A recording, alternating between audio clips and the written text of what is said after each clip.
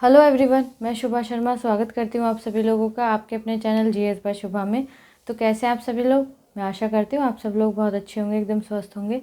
तो चलिए अब आज की जो हमारी ज्योग्राफी की क्लास है हम उस पर आते हैं। जैसे कि आप लोगों को पता ही है, ज्योग्राफी के अंदर हम वर्ल्ड ज्योग्राफी पढ़े हैं और उसमें भी हम महाद्वीप यानी कि कॉन्टिनेंट्स के बारे में पढ़ रहे हैं। तो कॉन्टिनेंट में हमारा यूरोप कॉन्टिनेंट चल रहा है, मतलब कि यूरोप महाद्वीप के बारे में हम पढ़ रहे हैं।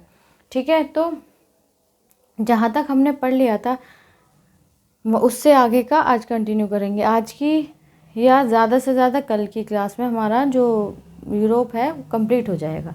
ठीक है, कोशिश तो यही रहेगी कि आज ही कंप्लीट हो जाए, बट अगर कोई किसी रीज़न से कंप्लीट मतलब ज़्यादा फैक्ट्स होंगे नहीं हो पाता है तो हम क्या करेंगे, फिर उसको कल की क्लास में कवर कर लेंगे। ठीक है, तो चलिए स्टार्ट करते हैं। तो फैक्ट नंबर फर्स्ट जो है आज की क्लास में वो क्या आता है कि इंग्लिश चैनल फ्रांस को यूनाइटेड किंगडम से अलग करता है। इंग्लिश चैनल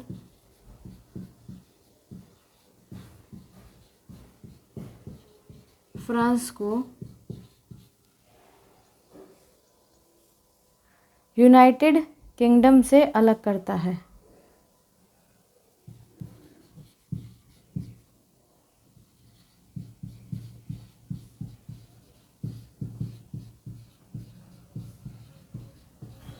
अलग करता है।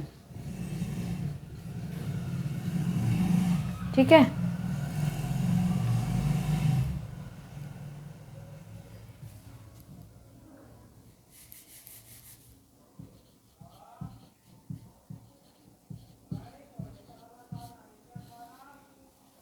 अगला है नेक्स्ट, वो क्या है? गल्फ स्ट्रीम जलधारा। गल्फ स्ट्रीम जलधारा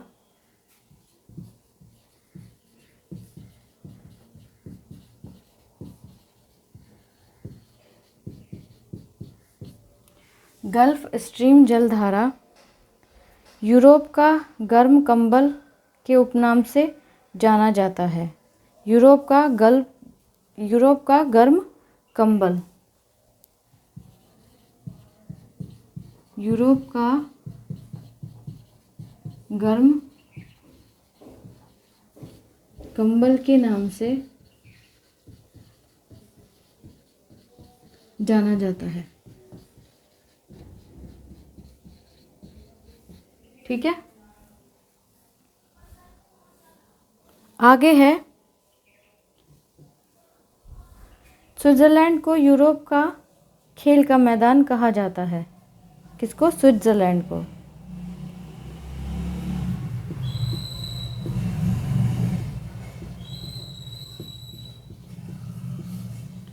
स्विट्जरलैंड को किसको? स्विट्जरलैंड को यूरोप का खेल का मैदान कहा जाता है। का खेल का मैदान कहा जाता है। ठीक है, अगला जो पॉइंट आता है, जो फैक्ट आता है, वो क्या आता है? यूरोप का मरीज तुर्की को कहते हैं। क्या? यूरोप का मरीज तुर्की को कहते हैं। यूरोप का मरीज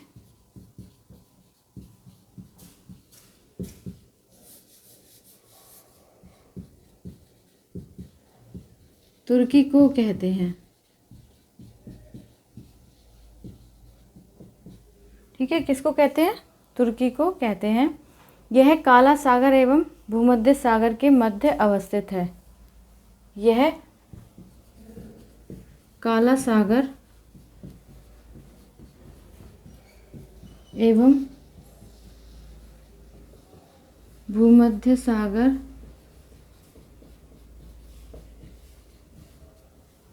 यह काला सागर एवं भूमध्य सागर के मध्य में या के मध्य सागर के मध्य अवस्थित है।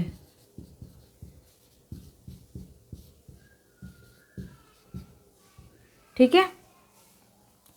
आगे है इसमें मरमरा सागर तुर्की के एशियाई भाग, कौन सा? मरमरा सागर तुर्की के एशियाई भाग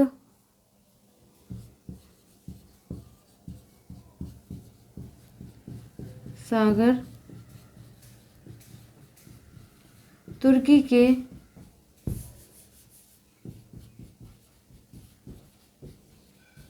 एशियाई भाग एवं मरमरा सागर तुर्की के एशियाई भाग एवं यूरोपीय भाग को अलग करता है। यूरोपीय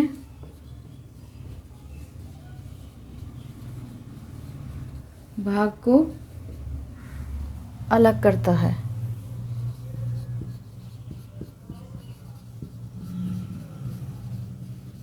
ठीक है। आगे है इसमें, इसी में अभी, तुर्की की राजधानी अंकारा यूरोपीय भूभाग में पर अवस्थित है। तुर्की की राजधानी अंकारा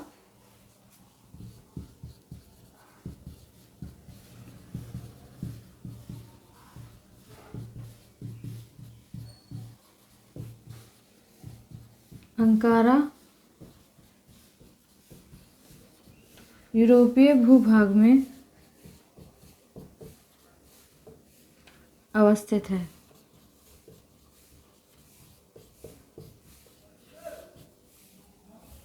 कहाँ पर? यूरोपीय भूभाग में अवस्थित है। ठीक है। अगला जो पॉइंट है वो क्या आता है? आल्प्स पर्वत का सर्वाधिक विस्तार स्विट्जरलैंड में है। किसका? आल्प्स पर्वत का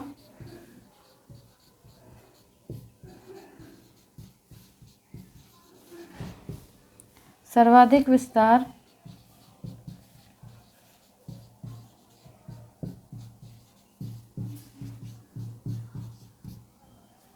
स्विट्जरलैंड में है।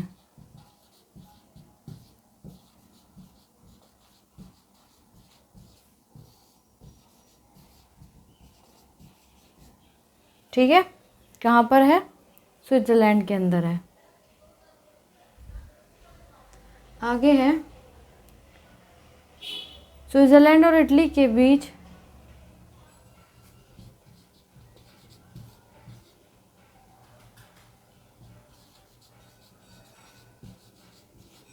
स्विट्जरलैंड और इटली के बीच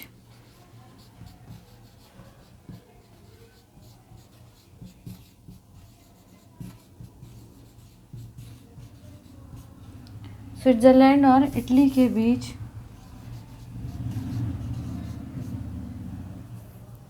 स्विट्जरलैंड और इटली के बीच ग्रेट सेंट बर्नार्ड दर्रा मार्ग प्रदान करता है। स्विट्जरलैंड और इटली के बीच ग्रेट सेंट बर्नार्ड दर्रा ग्रेट सेंट बर्नार्ड दर्रा ग्रेट सेंट बर्नार्ड दर्रा मार्ग प्रदान करता है। ग्रेट सेंट मार्ग प्रदान करता है।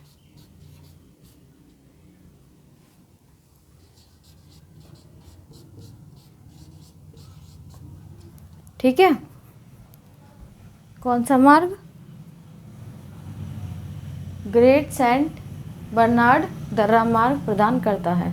तो देखो, अब पहला जो पॉइंट है वो क्या आता है कि जो इंग्लिश चैनल है फ्रांस को यूनाइटेड किंगडम से अलग करता है। मतलब फ्रांस और यूनाइटेड किंगडम जो है, यूके जो है, तो उन दोनों को देखा जाए तो उन दोनों को कौन अलग करता है? तो जो इंग्लिश चैनल है वो इन दोनों को अलग करता है। फिर गल्फ स्ट्रीम जलधारा जो है यूरोप का गर्म कंबल के नाम से जाना जाता है। तो गल्फ स्ट्रीम जलधारा को हम किस और नाम से जानते हैं? यूरोप का गर्म कंबल के नाम से जानते हैं। नेक्स्ट आता है स्विट्जरलैंड को यूरोप का खेल का मैदान कहा जाता है। अब जो स्विट्जरलैंड देश है उसको क्या कहा जाता है? यूरोप का खेल का मैदान। नेक्स्ट आता है यूरोप का मरीज तुर्की को कहा जाता है।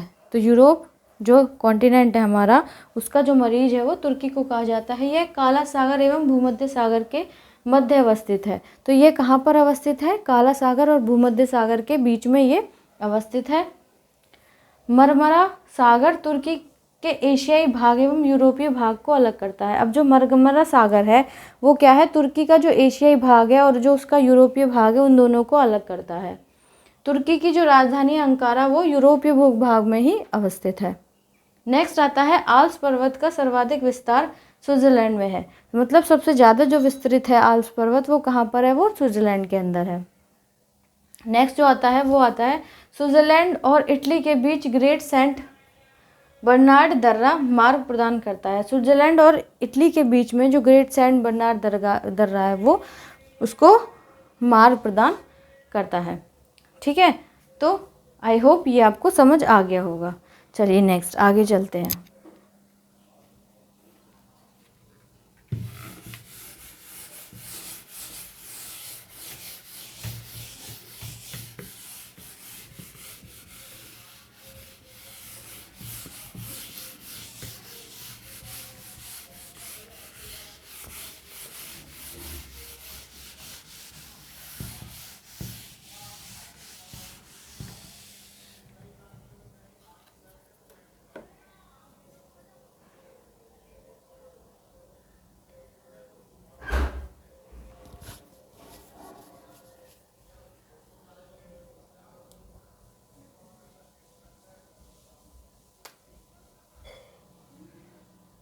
अब अगला फैक्ट जो आता है वो क्या आता है? पो नदी को इटली की गंगा कहा जाता है। किसको? पो नदी को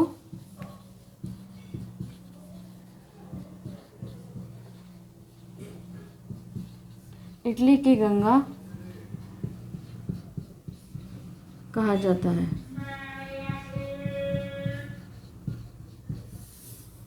ठीक है, किसको? जो पो नदी है उसको इटली की गंगा कहते हैं। फ्रांस की सीन नदी इंग्लिश चैनल में गिरती है। फ्रांस की सीन नदी इंग्लिश चैनल में जाकर गिरती है। तो फ्रांस की सीन नदी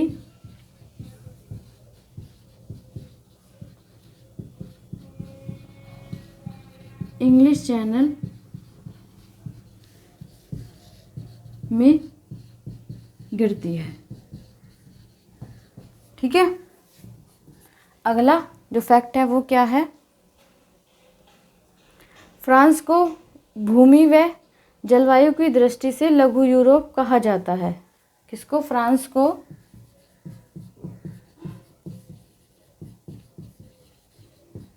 भूमि व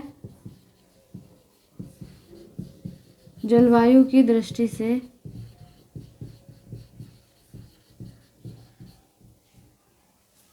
फ्रांस को भूमि व जलवायु की दृष्टि से लघु यूरोप कहा जाता है।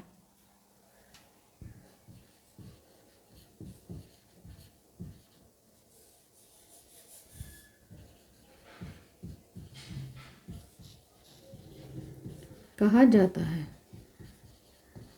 ठीक है, क्या कहा जाता है उसको? लघु यूरोप कहा जाता है। अगला जो फैक्ट है वो क्या आता है? नॉर्वे के, ये इसको छोड़ो, इस फैक्ट को रहने दो। अगला देखो, जॉर्जिया, आर्मेनिया व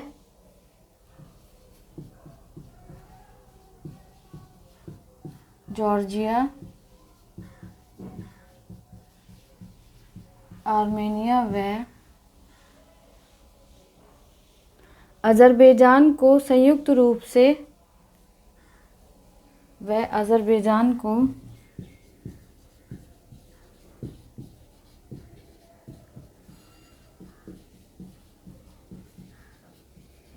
संयुक्त रूप से अज़रबैजान को संयुक्त रूप से काकेशस राज्य कहा जाता है। काकेशस राज्य कहा जाता है।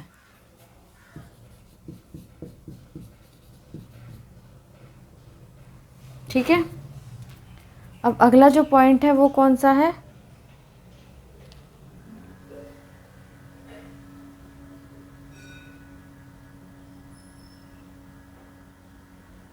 एंटवर्प विश्व का हीरा व्यापार का सबसे बड़ा केंद्र है। एंटवर्प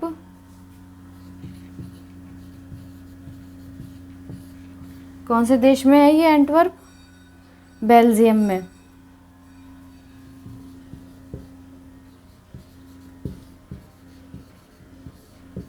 तो एंटवर्प जो है विश्व का हीरा व्यापार का सबसे बड़ा केंद्र है।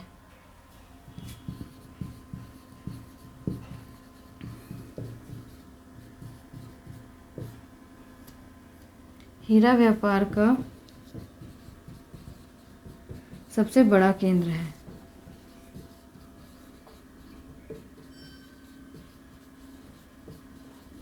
ठीक है, तो देखिए अब क्या आता है कि जो पो नदी है उसको क्या कहा जाता है? इटली की गंगा कहा जाता है। मतलब इटली के अंदर जो एक नदी है पो नदी, तो उसको इटली की गंगा के नाम से जानते हैं। फ्रांस की जो सीन नदी है वो इंग्लिश चैनल में जाकर गिरती है। ठीक है, कहाँ पर जाकर गिरती है? वो इंग्लिश चैनल में जाकर गिरती है। अब फ्रांस को भूमि व जलवायु की दृष्टि से लघु यूरोप कहा जाता है। अब जो फ्रांस है उसको देखा जाए भूमि या फिर जलवायु की दृष्टि से, वहाँ की जो ज़मीन है वो या फिर वहाँ की जो जलवायु है उसकी दृष्टि से उसको क्या कहते हैं? उसकी दृष्टि से उसको लघु यूरोप के नाम से जानते हैं। क्या बोलते हैं? लघु यूरोप के नाम से। अब जॉर्जिया, आर्मेनिया और अजरबैजान, इनको क्या है? संयुक्त रूप से काकेशस राज्य कहा जाता है। ये जो तीनों देश हैं इनको अगर एक साथ जोड़े तो जब काकेशस राज्य की हम बात करेंगे तो उससे मतलब है कि जॉर्जिया, आर्मेनिया और अजरबैजान की हम बात कर रहे हैं। नेक्स्ट है एंटवर्प, जो बेल्जियम के अंदर है, विश्व का हीरा व्यापार का सबसे बड़ा केंद्र है, जो कि क्या है? वर्ल्ड के अंदर हीरे के व्यापार के लिए सबसे बड़ा केंद्र माना जाता है। ठीक है, तो इसी के साथ हमारा जो यूरोप कॉन्टिनेंट है वो कंप्लीट होता है। यूरोप कॉन्टिनेंट से जो फैक्ट्स जो एग्ज़ाम में पूछे जा सकते हैं, एग्ज़ाम पॉइंट ऑफ व्यू के हिसाब से इम्पॉर्टेंट है, वो हमने सारे कर लिए हैं। ठीक है, अब कल क्या करेंगे? कल अपना नया कॉन्टिनेंट स्टार्ट कर देंगे। तो देख लेंगे, वो साउथ अमेरिका रह रहा है अभी तो, और हमारा अभी ऑस्ट्रेलिया रह रहा है। तो देख लेंगे, जो भी लगेगा सही उसके हिसाब से वो कल स्टार्ट कर देंगे। तो क्लास आपको कैसी लगी है आप प्लीज़ कमेंट में ज़रूर बताइएगा। अगर अच्छी लगी हो तो उसको लाइक करने के बाद और बच्चों तक भी ज़रूर शेयर कीजिएगा, और साथ ही साथ और बच्चों को भी हमारे इस चैनल के साथ ज़रूर जुड़वाइएगा। ठीक है, अगर आप इस चैनल पर नए हैं, वीडियो को पहली बार देख रहे हैं, वीडियो अगर आपको अच्छी लगी हो तो प्लीज़ वीडियो को लाइक करने के बाद चैनल को सब्सक्राइब ज़रूर कीजिएगा और बेल आइकन को भी प्रेस कर दीजिएगा नोटिफिकेशंस के लिए। किसी का कोई सजेशन वगैरह हो तो आप प्लीज़ कमेंट में मेंशन कीजिएगा। आज के लिए इतना ही है, अब मिलते हैं कल की क्लास में, तब तक के लिए थैंक यू वेरी मच।